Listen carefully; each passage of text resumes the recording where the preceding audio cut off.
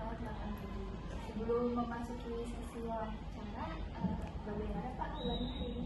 Alhamdulillah sehat, luar biasa. Alhamdulillah sehat. Nah, baik, tujuan wawancara hari ini yaitu mengenai administrasi dan supervisi pendidikan di lingkungan SDN 08 Susukan Padi. Sebelum memasuki sesi tanya jawab, saya akan menanyakan tentang terkait 3 sampel guru yang akan kami wawancarai. Kalau boleh tahu, Bapak atau Ibu, siapa saja yang sudah Bapak supervisikan? Ya, ada 3. Pertama Ibu Rosi Angelina, guru kelas 5A. Yang kedua Ibu Triani, guru kelas 4B. Dan yang ketiga Pak Niko Samdono, guru kelas 2B. Baik, langsung saja kita mulai pertanyaan pertama. Bagaimana Bapak menentukan metode pengajaran mengenai 3 sampel guru ini? Ya, dari 3 guru yang sudah disupervisi, yang pertama Ibu Rosi Angelina. Dalam pembelajaran saat saya supervisi, Ibu Rosi ini sudah menggunakan media pembelajaran. Media pembelajaran adalah menggunakan platform teknologi, ya, nama aplikasinya Quizizz. Jadi walaupun siswa tidak menggunakan gawai, tapi gurunya menampilkan soal atau latihan dengan Quizizz dan siswanya maju ke depan dengan metode menjawab pertanyaan dengan istilah kami itu tabok screen maju ke depan. Dan ini akan terlihat siswa menarik pembelajaran seperti ini dengan menggunakan teknologi aplikasi Quizizz. Yang kedua, Ibu Triani kelas 4A menggunakan metode pembelajaran dengan project, ya. Dia membuat pembelajaran, siswa membuat karya, menampilkan media pembelajaran ketika menampilkan, ya, menyiapkan wayang, ya, yang disiapkan, kemudian ditampilkan pada saat pembelajaran dengan media pembelajaran tersebut, sehingga siswa dapat melihat secara utuh, secara abstrak, dan juga bisa melihat, ya, pembelajaran yang dengan media seperti itu akan lebih menarik dan tujuan pembelajarannya mungkin bisa lebih cepat tercapai. Yang ketiga, Pak Miko dalam pembelajarannya lebih banyak bercerita. Dengan metode cerita ini beliau mengeksplor siswa dan memberikan umpan balik terhadap apa yang diceritakan dalam pembelajaran itu, ya, sehingga siswa pertama menyimak cerita yang dia sampaikan, kemudian memberikan umpan balik kepada siswa, dan siswa menyampaikan menjawab pertanyaan-pertanyaan yang dia sampaikan. Baik, di sini 3 sampel gurunya yaitu yang pertama ada pakai Quizizz, yang kedua memakai wayang, yang ketiga itu bercerita. Jadi di sini 3 sampel guru yang Bapak jelaskan itu ada 3 metode pembelajaran. Baik, dilanjut di pertanyaan kedua, pendekatan apa yang Bapak ketahui mengenai 3 sampel guru ini untuk mendukung siswa dengan kebutuhan khusus atau mengalami kesulitan belajar?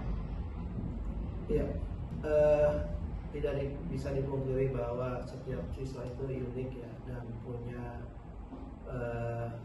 karakter dan yang berbeda dan kondisi yang berbeda. Untuk kelasnya Bu Rosi, cara mengakomodir siswa yang berkebutuhan khusus atau mengalami hambatan belajar, di awal itu biasanya mereka sudah melakukan asesmen awal untuk menentukan pemetaan, ya, siswa-siswa yang sudah belajar. Tentunya treatmentnya berbeda, ya. Siswa yang mengalami kesulitan belajar ada perlakuan yang khusus untuk memberikan laksana, memberikan motivasi, memberikan pemantik sehingga siswa yang mengalami kesulitan belajar ini bisa menyesuaikan sesuai dengan capaian belajar dengan teman-teman yang lain. Kemudian di kelasnya Bu Triani, ya, siswa yang mengikuti usaha belajar itu tentunya dibutuhkan media. Ketika belajar ada kesulitan tertentu, kesulitan yang dialami apa oleh siswa tersebut. Tentunya gurunya kan sudah mendiagnostik lebih awal kesulitan belajar. Jadi ketika sudah melakukan diagnostik kebutuhan belajarnya apa, maka guru tersebut bisa menyesuaikan dengan kebutuhan belajar siswa. Ya, seperti apa. Jadi disesuaikan dengan kebutuhan belajar dan kesulitan belajar yang dialami. Ya, demikian pula dengan Pak Miko ya. Kebetulan di kelasnya Pak Miko kelas 2 ada siswa yang jadi ada kebutuhan khususnya, dia habis dioperasi, jadi nggak bisa jalan dengan baik. Jadi ketika ke kelas harus digendong oleh bundanya, kemudian di kelas juga dia tidak bisa berjalan. Jadi untuk mengakomodir kebutuhan khususnya dia ditempatkan di tempat yang nyaman. Kemudian juga ketika belajar tentunya hanya tidak bisa berjalan dan tidak juga kemudian diharuskan untuk banyak bergerak. Jadi diakomodir dengan memberikan privilege atau keistimewaan supaya dia bisa nyaman belajar dengan kekurangan yang ada, dia bisa pembelajaran disesuaikan dengan kondisi. Karena dia tidak bisa berjalan karena operasi kakinya, jadi harus digendong ketika naik ke kelas. Apalagi kelasnya lantai. Jadi itu cara-cara guru yang tadi disebut untuk mengakomodir kebutuhan belajarnya atau siswa yang mengalami hambatan belajar dan atau siswa yang berkebutuhan khusus. Jadi pertanyaan ketiga, apa yang Bapak ketahui mengenai perencanaan dan pelaksanaan penilaian kebiasaan guru untuk mengukur kemajuan belajar siswa? Ya. Ketiga guru yang sudah disupervisi, sebelum supervisi saya minta guru-guru tersebut untuk membuat perencanaan pembelajaran seperti apa dan untuk modul ajar yang harus disiapkan. Jadi kemudian modul ajar itu saya coba telaah dan pada saat supervisi saya sesuaikan dengan rancangan modul ajar yang sudah dibuat, kemudian bagaimana pelaksanaannya di kelas. Tentunya dalam modul ajar itu sudah ada rancangan kegiatan, ada tujuan pembelajarannya, ada rancangan kegiatannya di awal, inti, dan penutup, bahkan sudah ada rancangan asesmennya, penilaiannya seperti apa. Jadi dari tiga guru tersebut pada saat di supervisi sudah melaksanakan asesmen ya, atau bahkan diakhiri dengan refleksi. Kalau Ibu Rosi Angelina tadi ya kelas 5 melakukan asesmennya dengan quiz tadi ya, jadi quiznya sebagai metodenya ya, kemudian juga refleksinya, kemudian asesmennya di akhir juga menggunakan quizzes, dan itu bisa lebih cepat diketahui dan siswa bisa melihat, gurunya bisa melihat hasilnya dengan cepat, hasil refleksi. Demikian pula dengan guru yang lain sudah melakukan penilaian setelah pembelajaran untuk mengukur pembelajaran hari itu sudah mencapai target atau tujuan pembelajaran atau belum ya, maka dilakukan penilaian. Pertanyaan keempat, bagaimana strategi kebiasaan guru ini untuk menangani keluhan atau mencegah daya ya.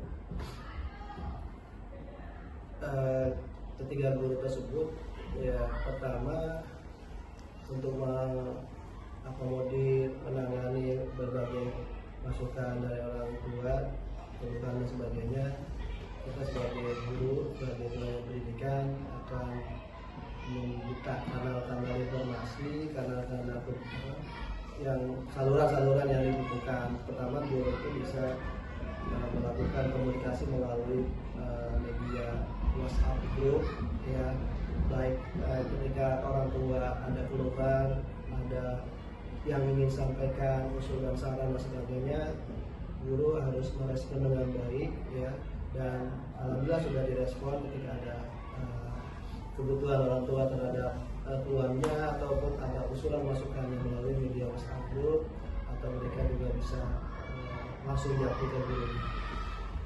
selain media WhatsApp grup juga tentunya ada media yang lain yang bisa digunakan melalui apa namanya, bisa surat pengurat atau menggunakan buku penghubung gitu kan, atau catatan yang bisa disampaikan ya bagi media komunikasi. Tapi biasa lebih sering lebih efektif itu melalui media WhatsApp ya. Jadi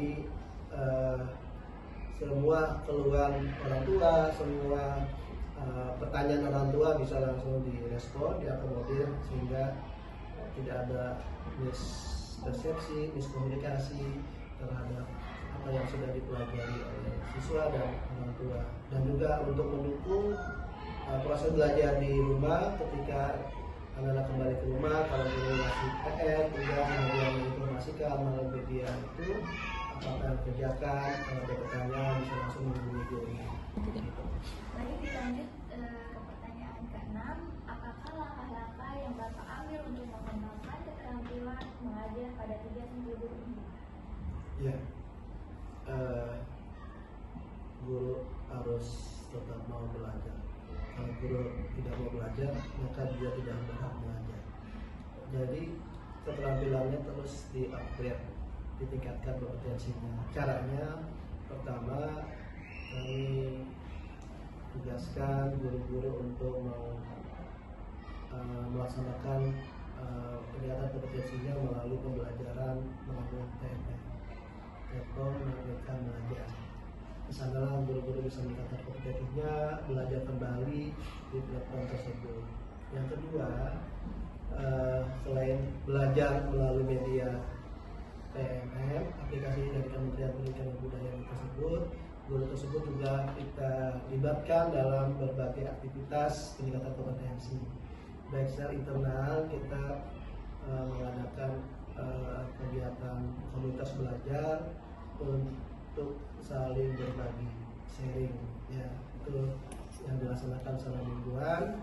Jadi berbagi praktik baik, best practice, masing-masing guru punya praktik baik yang bisa dibagikan, yang bisa menginspirasi yang lain, sehingga muncul inspirasi dan bisa diduplikasi oleh guru tersebut. Yang ketiga, selain komunitas belajar di tingkat internal sekolah, juga di internal gugus atau sekolah komunitas ya. Kami mengadakan pelatihan untuk guru-guru dalam rangka peningkatan kompetensi, seperti bagaimana penggunaan mengajar dengan cara yang asli dan menangkap dengan menggunakan metode atau aplikasi seperti Quizzes. Itu hasil pelatihan. Jadi ketika sudah pelatihan dan sudah kita laksanakan, guru itu menerapkan di kelas sehingga pembelajaran bisa lebih berhasil dan efektif. Baik, dilanjut pertanyaan ke-7. Bagaimana Bapak memantau dan mengevaluasi efektivitas program pengajaran 3-10 guru? Ya. Pertama, supervisi itu tidak dilaksanakan keliling sekali. Ya, supervisi itu bisa dilaksanakan berkali-kali dan di waktu-waktu tertentu untuk melihat perkembangan. Ya, bagaimana guru tersebut, ya 3 guru tadi setiap waktu mengalami sebuah perubahan yang lebih baik lagi. Setelah guru tersebut melaksanakan upaya belajar kembali untuk peningkatan kompetensinya, kami melihat melakukan upaya pemantauannya dengan melihat pertama modul ajar sudah disusun, kemudian dilihat kembali, kemudian saya amati apa sesuai dengan program yang ditentukan dalam penyusunan modul ajar. Kemudian dalam pelaksanaan di kelas juga tentu saya berkoordinasi dengan guru-guru yang lain atau dengan wakil kepala sekolah untuk memantau secara tidak langsung ya bahwa dalam supervisi atau dalam pemantauan tersebut kan juga bisa melalui pertanyaan kepada rekan sejawat yang lain, pertanyaan kepada murid yang diajarkan. Ketika bertemu dengan orang tua juga bisa juga bagian dari pemantauan tentang apa yang dilakukan guru di kelas dan apa bagaimana proses pembelajaran. Jadi banyak cara yang dilakukan dan sumber-sumber informasi itu kan bisa diolah dan kemudian ada supervisi lanjutan ya untuk mengukur ketercapaian atau mengukur perubahan dan peningkatan ya. Karena dalam sasaran kinerja pegawai itu ya di semester kemarin, semester ini kita compare, kita bandingkan ada peningkatan. Jadi banyak cara untuk melakukan pemantauan. Pertanyaan ke-8, bagaimana kolaborasi guru tersebut dengan rekan sesama guru dan staf sekolah lainnya? Ya. Kolaborasi adalah sebuah keniscayaan, sebuah keharusan. Maka guru-guru itu harus senantiasa bisa berkolaborasi dengan rekan sejawat di sekolah untuk berbagi atau untuk meningkatkan cara-cara baru dalam memecahkan masalah atau berkolaborasi dalam hal yang lain. Itu bisa dilaksanakan dengan pertama menjalin komunikasi, pembicaraan di ruang guru, tapi tentang pembelajaran di kelas, tentang pencapaian peserta didik. Jadi komunikasi itu bisa secara informal dilakukan, ya, di saat jeda istirahat, saat pulang sekolah, ya. Jadi obrolan-obrolan yang bertemakan tentang pembahasan perkembangan siswa di kelas, pembelajaran dilakukan. Itu cara informal. Cara formal, kolaborasi itu bisa dilaksanakan dalam bentuk-bentuk yang lain untuk sharing ya. Tadi saya sebutkan ada sharing best practice, sharing berbagi praktik baik, itu bagian dari kolaborasi ya, untuk ya sama-sama belajar bersama untuk perubahan dan perbaikan pembelajaran. Pertanyaan ke-9, bagaimana saran dan kritik Bapak untuk kemajuan tiga sampel guru dalam pengajaran? Ya. Mengajar itu harus sesuai dengan the right level ya, sesuai dengan level kebutuhan siswa, level kesiapan siswa, kemudian juga daya belajar siswa. Jadi ini yang pentingnya diferensiasi dalam pembelajaran ya. Diferensiasi dalam pembelajaran dalam rangka memenuhi kebutuhan murid, dalam rangka menyelesaikan belajar dengan apa yang dibutuhkan murid dan sesuai dengan gaya belajar dan sebagainya, sehingga anak-anak dapat mencapai tujuan pembelajaran.